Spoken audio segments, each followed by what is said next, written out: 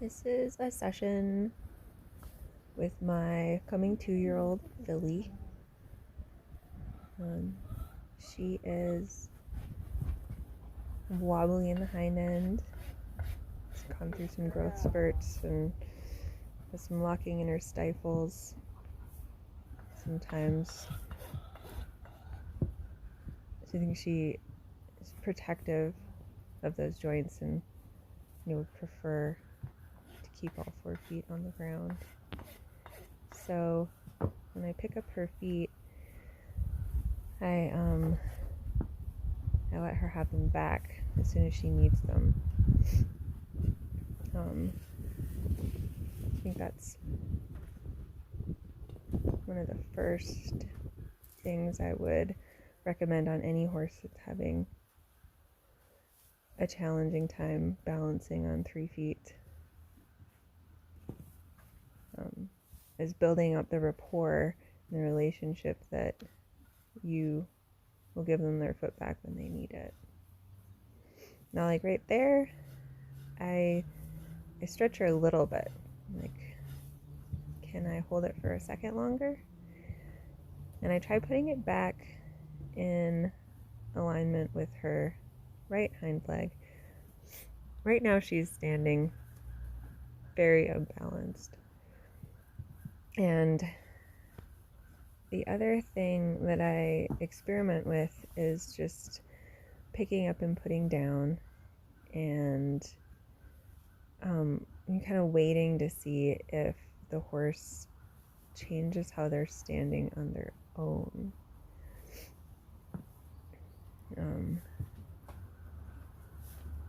It's kind of like a commitment thing, like their side of the relationship is to find out how to be balanced so they can keep their foot up. My side of the relationship is I'll put your foot down as soon as you lose your balance. But it's a little bit of like a exploratory thing. Like I could move her over, and maybe that would have been helpful. I'm not sure. But in this particular session, I noted how narrow she wanted to stand and back, and how unwilling she was to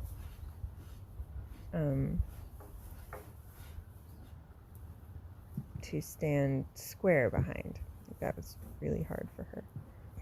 And I wish I had a wider angle, but there I'm checking how her foot looks and petting her and giving her a break. And I come back in and I have a little plan. I know where I'm going to rasp next. And I think something to note is that even though she's taken her foot back so many times, she lets me pick it up again, and I'm kind of experimenting with where I can set it. Where can I put it? And she'll keep her balance. And you can just see, like, she really wants to keep it like that. So I'm not done with the left side yet, but I'm going to switch to the right and see if talking to her right hind would help her stand a little differently. And already she widens her stance a little bit. I think her left hind is still in a funky spot for weight bearing. And again, that's why I'm picking up the right hind. It's almost like she wishes she only had one hind leg. She's using her hind end like it's one instead of two.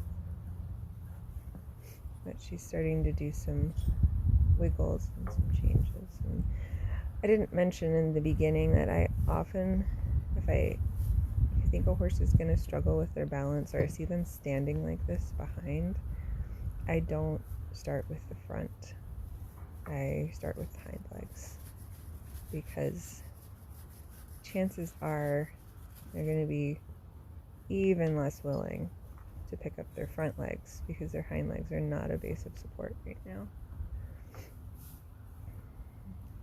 And she's kind of got her, I think she's feeling tight enough that right hind is like her base of support today. So when I pick up their foot, I don't typically ever try to put it in the spot I need it. I follow where they go, and sometimes that means that I'm trimming them a little bit more under their body.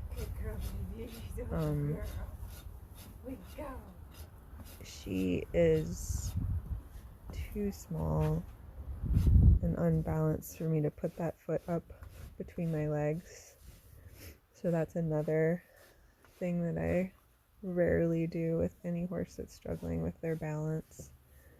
I keep that leg down low, and I experiment with noting when they need their foot back and helping them put it down as well. When they really snatch it back, I just let them take it. But she's pretty soft right here. She's just saying, oh, I need my foot back. So I help her put it down. Again, I think I'm creating some relationship there and some pathways for her to both feel where the ground is, become more aware of her hind end. This is 100% an awareness exercise, and feeling pretty proud of her for how cooperative she's being. I've had sessions where I'm able to hold her foot up the whole time and get a lot more done. So at this point, I'm aware that like this is a kind of a struggle day, and I'm not, don't need to push anything. I'm not even sure I'm gonna get all of her feet done at this point. I'm just kind of playing with it.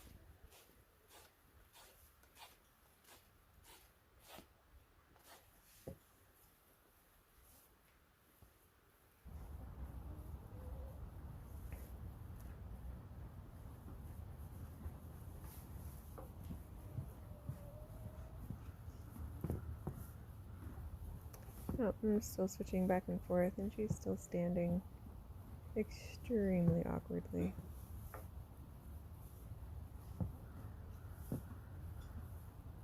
And I'm kind of waiting. I'm watching that right hind.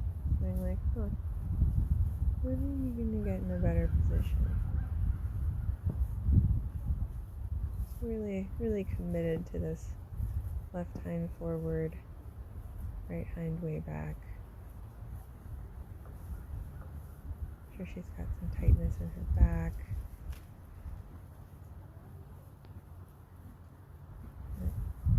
Cap on her hock right there looks kind of weird and puffy to me.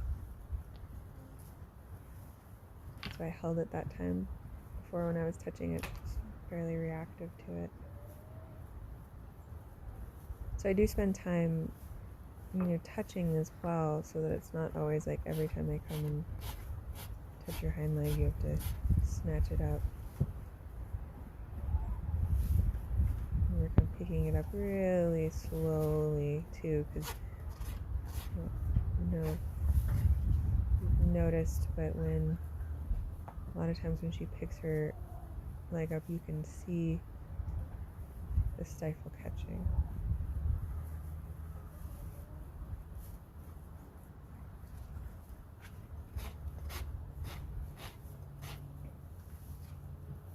That was such a nice set down. That one was on my terms. So this is another technique that has served me super well. Sometimes it's tricky depending on the angle of the ground.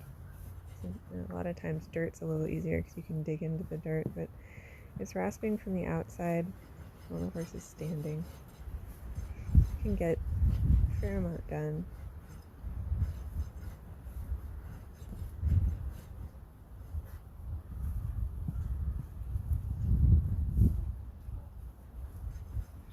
I'm just getting the quarters. It's a fair amount of flare on the quarters.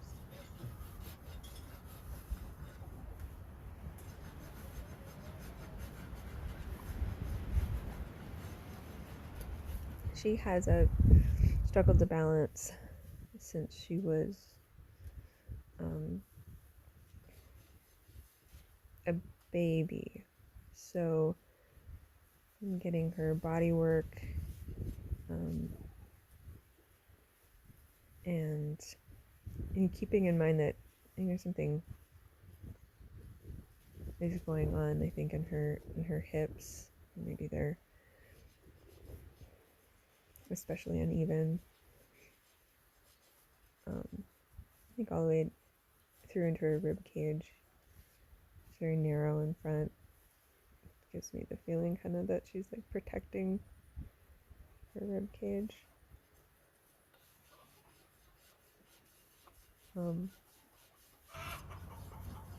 So I call it the balancing on 3 legs is a symptom of some stuff going on in the whole body. So finally to a wider stance, and that's why I leave her. I'm like, all right, there we go. You're not standing with that right hind out behind you and crossing the midline. It's actually on its own side now.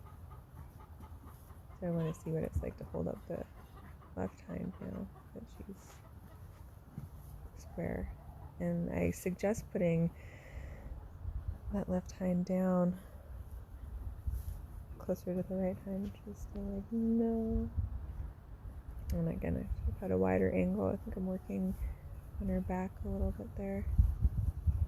Just kind of bringing some attention to her low back as well. Saying like, hey,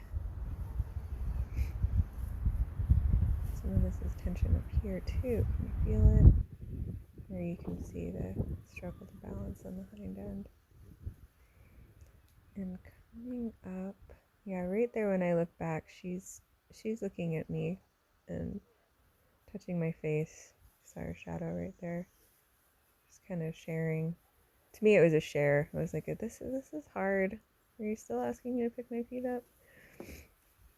So, and you can see like that front leg isn't willing to come. So now I start working on some actual like stretching, release stretching. I've learned this from, I'm probably going to butcher the pronunciation, but Tami Elkayam. I need to ask her how to say her name. I think it's called Equine Tensegrity balancing. And we'll put the link in the description of this video. She has really excellent information, and almost every horse I've worked with loves the hind end sling, is what she calls this one. Now I'm setting her up. It's another puzzle.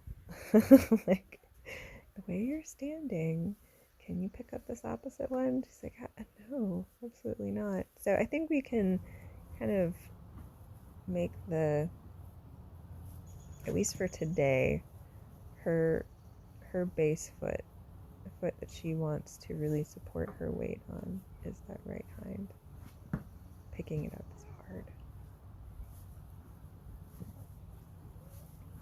But she picked it up there. It was awesome. Go back to the left. The other thing that's been hugely helpful for me is the balance through movement method. I'll post the Pilar 1 video in the description as well. I have her hay net hung right now at a level that helps her stay closer to Pilar 1. I do tie her sometimes, but I have always given her a hay net to munch on while I'm working on her feet. And actually today, and the last time I trimmed her, she was free, so she doesn't have anything. She's not wearing anything right now either. And of course the mean, the hay is a pretty good incentive for staying, but I think that also is a good illustration of how much she's trying to cooperate. Like each time she takes her foot back, like it's a have to, it's a need to, it's a I can't, or I don't feel I can. Yay! Okay, so this is the first time, 15.5 minutes in, she has changed stances. Put her right hind forward and her left hind back. So, I'm gonna put that left hind in, or yeah, put the right hind in the sling. Let's see if I can help it release a little bit.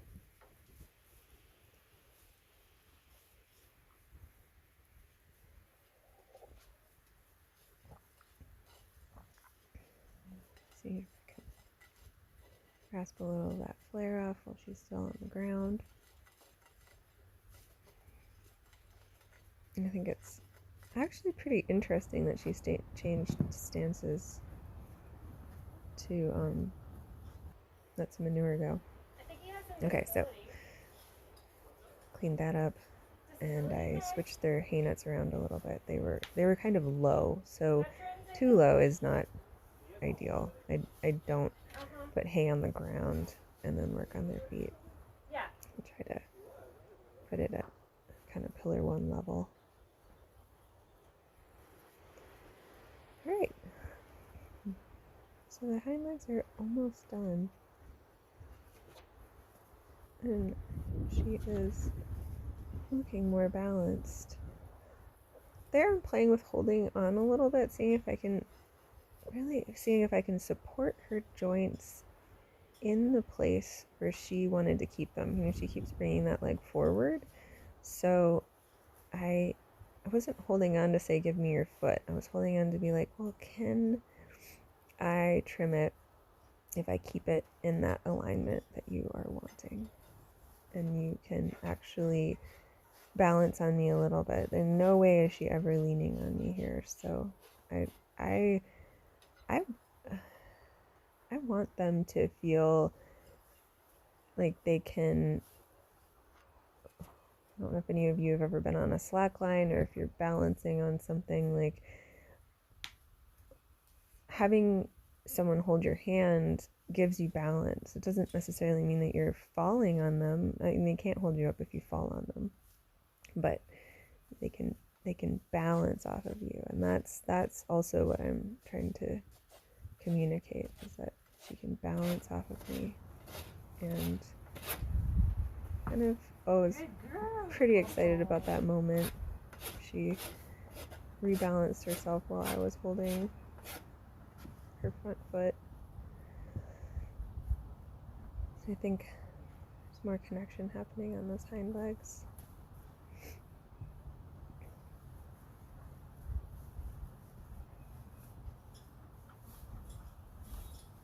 The other thing you'll notice is that I ask with determination for them to pick up their foot, but each time I feel their weight shift or their leg relax, you know, they have to take their front legs out of, well, their hind legs too, out of locking mode to pick up for me. So that's kind of the first thing that I'm seeing if I can do, like if I can disengage the lock. You even see me touch her on that joint. Call it her knee joint, but that's where the stay mechanism is.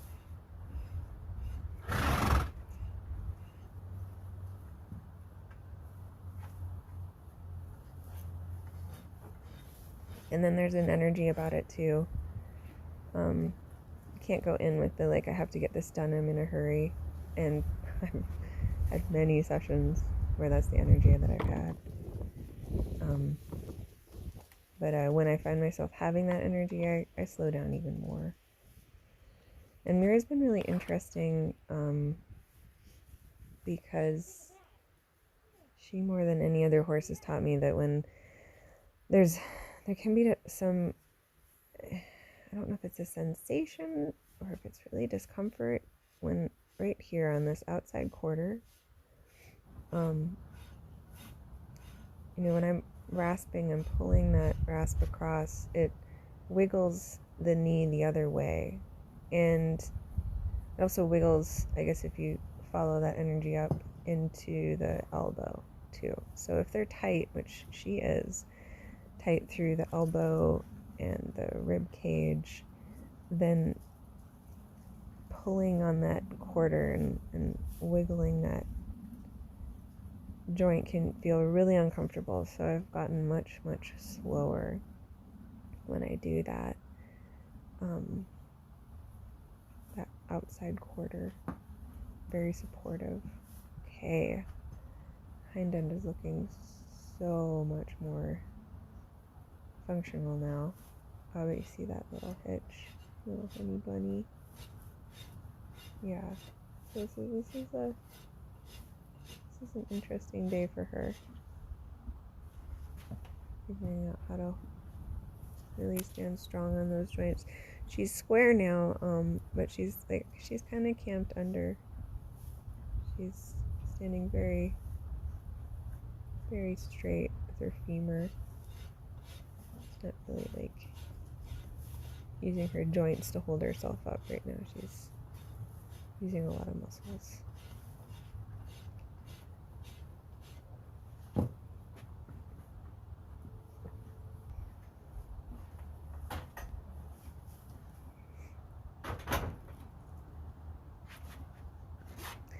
I cut out a few moments where I was making adjustments, but in general, You filming? Yeah. I was like, I should get pictures while you're doing this is how long the session took. About a half hour, maybe 40 minutes with me. Just kind of making time to clean up stuff and adjust camera angles. She went to say hi to my husband. Now she's really close to the hay net, so I have to back her up so that her neck comes into a more neutral position.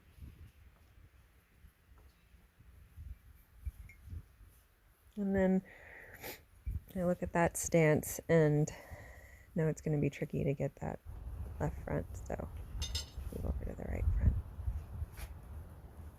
You haven't seen me do that a ton on her, but on some horses I will rasp, like I'll pick out all the toes, I would go around, then I will wire brush all of the feet and go around, and then I will rasp maybe only the toes. There's a sense,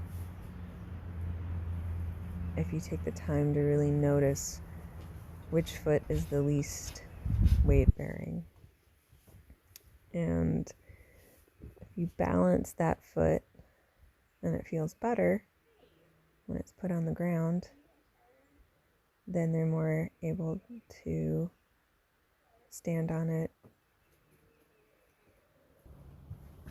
So she moved around a bit there. Oh, I don't know, for whatever reason, she's pretty tight. Kind of needed a break and a reset. We've had much easier trims.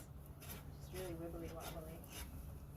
So she came back to Elkayam on the other side. Exactly why I filmed her. The camera angle.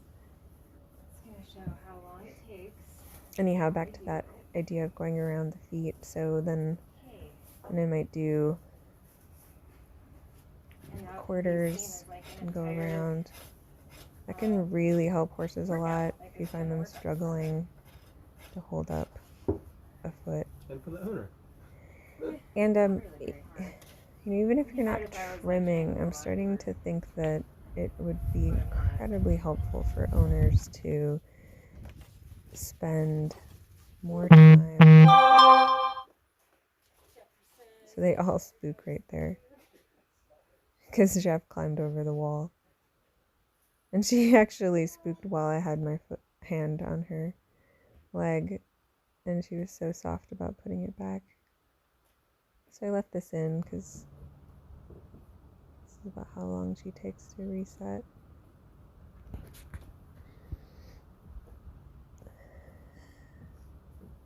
And there, I'm really glad I don't have her tied.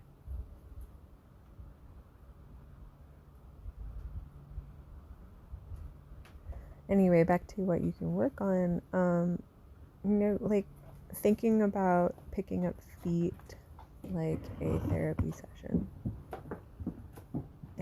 And also like a little bit of a workout too. So maybe you're able to see the value in only doing a foot session. Girl, Mira.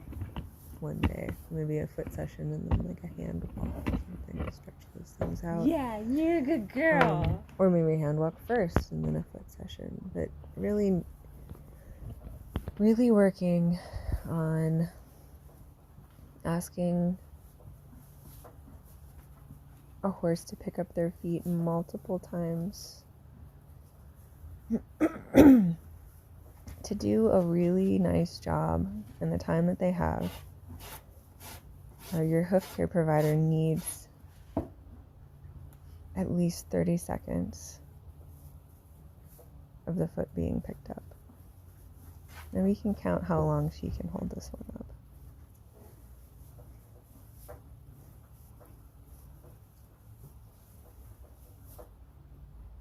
1, 2, 3, 4, 5, 6, 7, 8, 9, 10, 11, 12, 13, 14, 15, 16. And I was delighted with that. That's probably the longest she had held up a foot for me. So it's not that you need to make your horse hold their foot up for 30 seconds. It's more like you're going to ask her the question over and over again for them to pick up their foot. And then for them to let you guide the foot back to the ground. But first you let it go as soon as they want to take it back. Because a lot of horses forcibly try to stomp it on the ground. And they're both pushing through there. And really losing their balance when they stomp it on the ground. Like they're using their balance against you. Like, I'm going to lean on you, take this foot back, putting it on the ground. And I've found that giving it back the moment they're thinking about taking it, it's a little bit like of a Aikido move. It's like you go with them and rather than against them, and they're used to, and even my horses were used to me holding on to them. Like this was a shift in how I looked at it. I've had such great results from doing that. And your horses that lean on me and take their foot away, no matter what I did, got so much lighter when I said sure, they could have their foot back. Anytime they can have their foot back. There's still a little bit of a give and take now that I've been doing that for so long. With the ones that know me really well, I might say like, well, can you rebalance with? And then they can say, no, I can't. I really did need it back. And it's like, okay, yeah, it's fine. And I'm trying to take her foot forward, which she was super good about.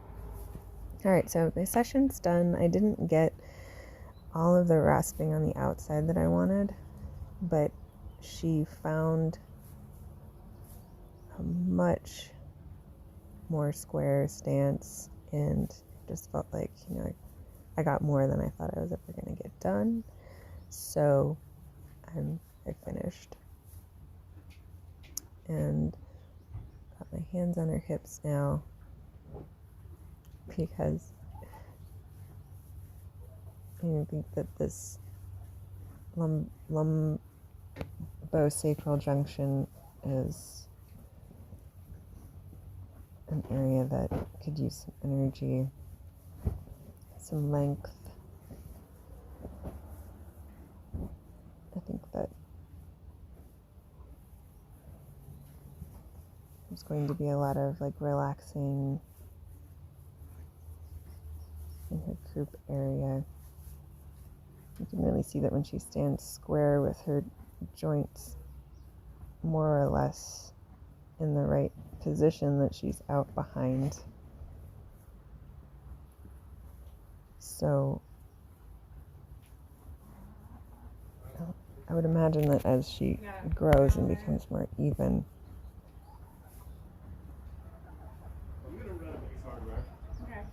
those angles will start Some PVC stuff, fix that.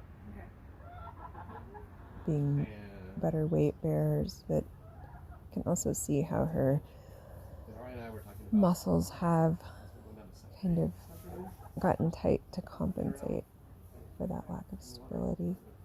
So she's going to keep getting body work and keep releasing those hamstrings. It was a really cool session. Look at how she's standing. It's the first time she's Work on her psoas. She was standing so bizarre in the beginning. Little honey's pretty butt high at the moment. I got a good picture I think that gives her a hard time anytime there's a growth spurt like that.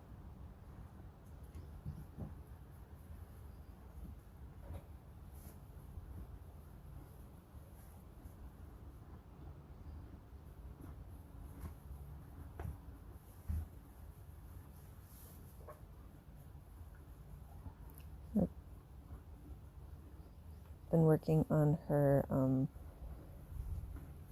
rib cage as well. With her sternum rib cage area, where the girth would go. That's been very, very tight on her since she was little babies.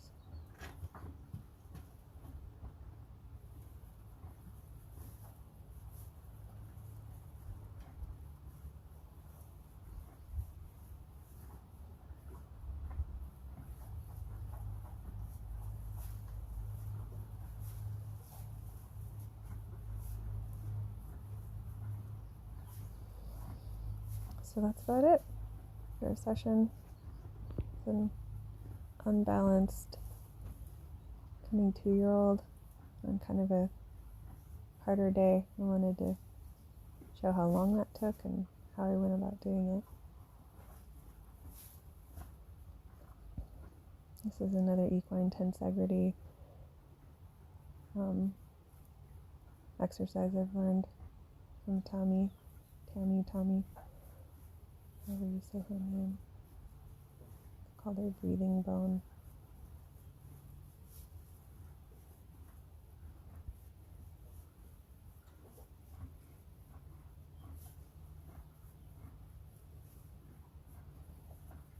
Alright, thank you for watching. It's a long video.